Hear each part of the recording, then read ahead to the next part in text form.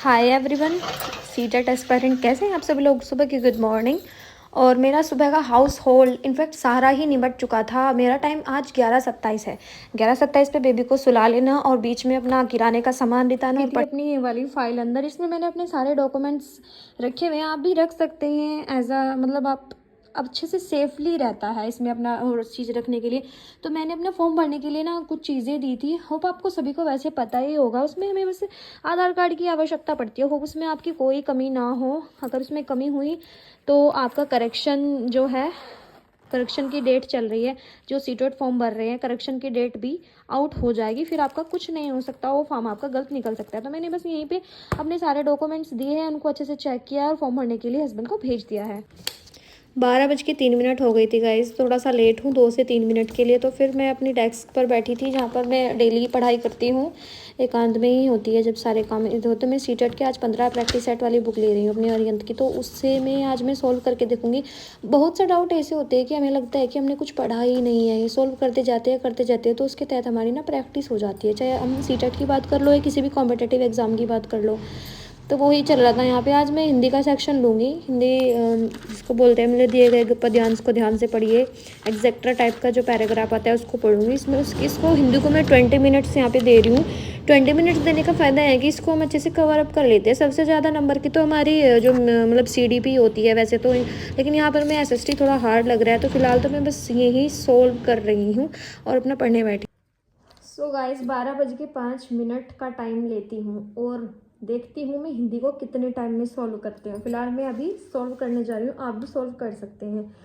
यहाँ पे पूछा है, कहा जाता है स्वस्थ शरीर में स्वस्थ मस्तिष्क का वास होता है और स्वस्थ शरीर के लिए वातावरण का शुद्ध होना अत्यंत आवश्यक है। जनसंख्या की बेहिसाब वृद्धि और जनता की बढ़ती मांगों की आपूर्ति के लिए रोजगार और आवश्यक वस्तुओं की पूर्ति के लिए बढ़ता औद्योगिकरण दोनों ने एनवायरमेंट की सीमा से अधिक प्रभावित किया है। ऐसी अवस्था में वातावरण का शुद्ध रहना और स्वयं एक समस्या बन गया है आज। इसलिए प्रदूषण चाहे वायु का हो, जल का हो या ध्वनि का, एक नितांत आधुनिक समस्या के रूप में हमारे सामने आ रहा है। तो इस तरीके का एक पद्यांश दिया हुआ है। फिलहाल मैं इतना पढ़ूंगी सामने है तक का, फिर इसके क्वेश्चन सॉल्व करती हूँ। तो चलेगा, इस कर लेते हैं।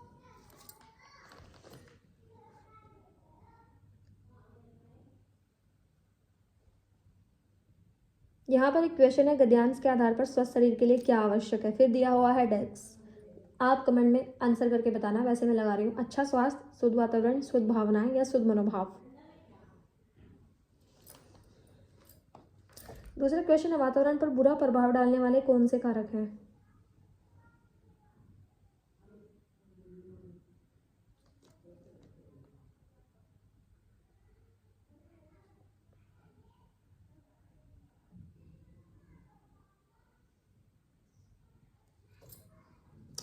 थर्ड है हमारा, गद्यांश के अनुसार आधुनिक समस्या है वायु प्रदूषण, रोजगार में कमी, ग्लोबल वार्मिंग और जनसंख्या में वृद्धि। यहाँ पर गद्यांश के अनुसार बताया, यानी जो पैराग्राफ है वो किसके लिए ऊपर है यहाँ पर। ठीक है,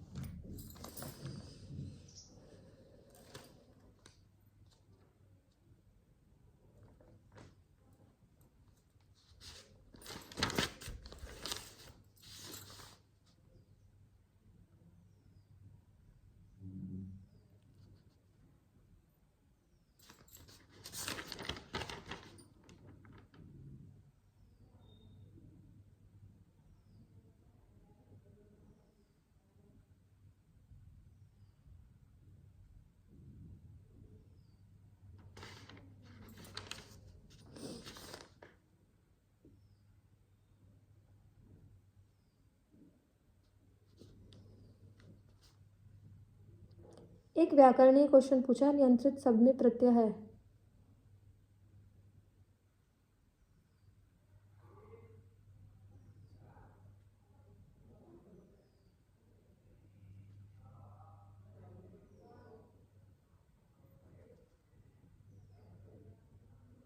हिंदी की नॉलेज मतलब हिंदी का पद्यांश पढ़ते पढ़ते कुछ क्वेश्चन व्याकरण से भी आते हैं, तो हमें थोड़ी व्याकरण भी पढ़ लेनी चाहिए। एनसीईआरटी से बच्चों की पढ़ सकते हैं, या आपके पहले पढ़ी हुई दिमाग में है तो वो और अच्छी बात है।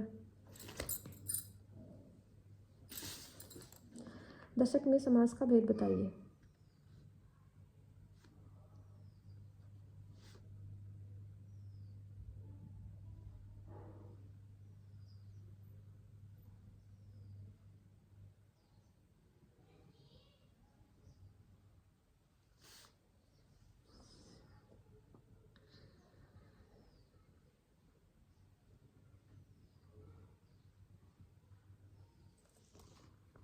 तो गाइस 12:17 पे मैंने क्वेश्चन पूरे किए थे। हिंदी के क्वेश्चन थे हमारे 91 से लेकर 120 तक। तो टोटल आप लोग देख सकते हैं कितने हो सकते हैं।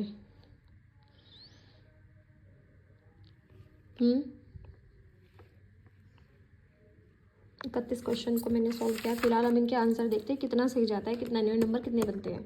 सीटेट एस्पायरेंट मैं आपको झूठ नहीं बोलूँगी, अभी मेरी नई तैयारी है विदाउट कोचिंग, तो फिर भी ठीक है। 30 में से मतलब 30 में से मेरे 16.5 नंबर, मतलब 16.5 नंबर बने हुए हैं। कितने क्वेश्चन मेरे सही गए, कुछ मेरे गलत गए। तो ये पर है, वीडियो का एंडिंग करते हैं। अब हम सॉल्व पेपर को पढ़ते हैं और जहाँ पर मेरे गलत है मैं इनको कॉपी में नोट डाउन करती हूँ।